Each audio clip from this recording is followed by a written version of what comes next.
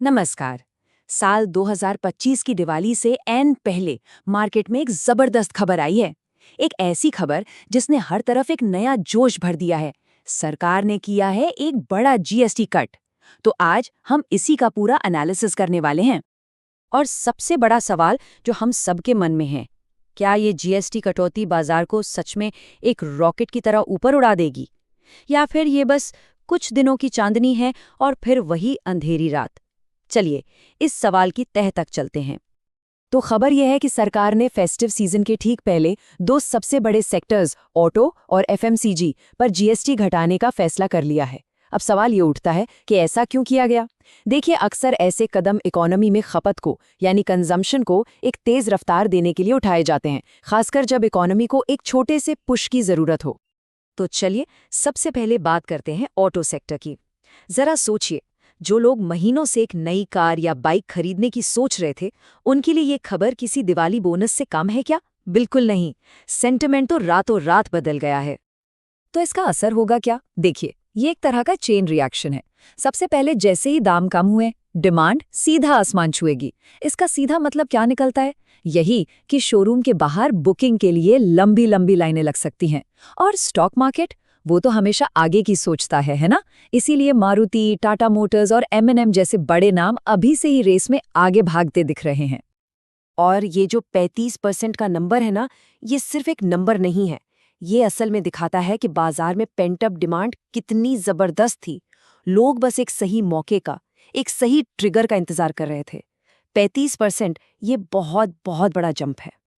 Auto sector की बात तो ठीक है, लेकिन असली कहानी का एक बड़ा हिस्सा एफएमसीजी में भी है। ये वो चीजें हैं जो हम सब हर रोज खरीदते हैं, साबुन, तेल, बिस्किट, मतलब रोजमर्रा का सामान।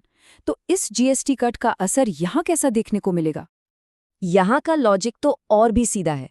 जब रोज की जरूरत वाली चीजें सस्ती होती हैं, तो हमारी जेब में कुछ पैसे बचते हैं, और बचे हुए पैसे कहाँ जाते हैं? अक्सर और ज्यादा खरीदारी करने में। दिवाली के फेस्टिव मूड के साथ मिलकर ये रिकॉर्ड सेल्स के लिए एक बिल्कुल परफेक्ट रेसिपी बन जाती है। तो जाहिर सी बात है, इन्वेस्टर्स की नज़रें अब HUL, ITC और डाबर जैसे दिग्गज स्टॉक्स पर टिक गई हैं। वॉल्यूम ग्रोथ की उम्मीद इतनी बढ़ गई है कि ये सारे स्टॉक स्पॉटलाइट में आ गए हैं। तो एक तरफ ऑटो और एफएमसीजी में जश्न का माहौल है, लेकिन क्या पूरी कहानी इतनी ही अच्छी है, या इस चमक दमक के पीछे कोई पेच छिपा है? चलिए अब जरा बड़ी पिक्चर को समझने की कोशिश करते हैं।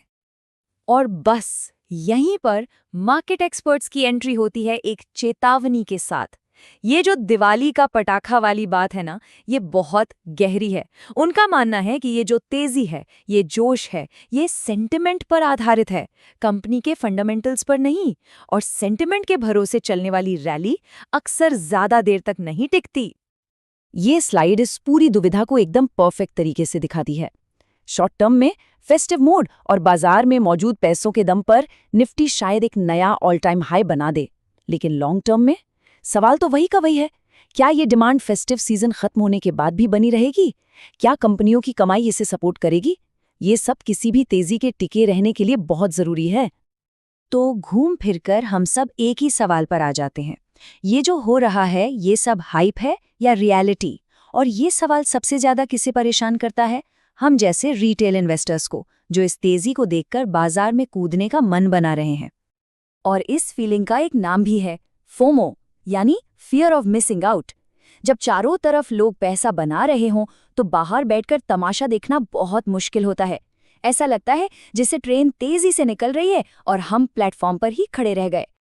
और यही फोमो इस सबसे बड़े सवाल को जन्म देता है, खरीदें या इंतजार करें, बाय और वेट। एक तरफ तेजी से भागता हुआ बाजार है, तो दूसरी तरफ गिरावट का डर। ये फैसला लेना वाकई बहुत मुश्किल है।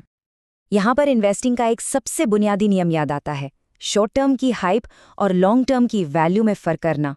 जो रैली सिर्फ सेंटिमेंट पर बनी है, वो कितनी टिकाऊ होगी और कंपनी की असल कीमत क्या है, इस फर्क को समझना ही स्मार्ट इन्वेस्टिंग की असली निशानी है। तो अंत में ये सवाल सोचना लाजमी है, क्या ये जीएसटी कट सिर्फ एक दिवाली का पटाखा है जो कुछ देर चमकेगा और फिर बुझ जाएगा, या फिर ये एक नए लंबे बुल रन की शुरुआत का संकेत है? इसका असली जवाब तो सिर्फ आने वाला वक्त ही देगा।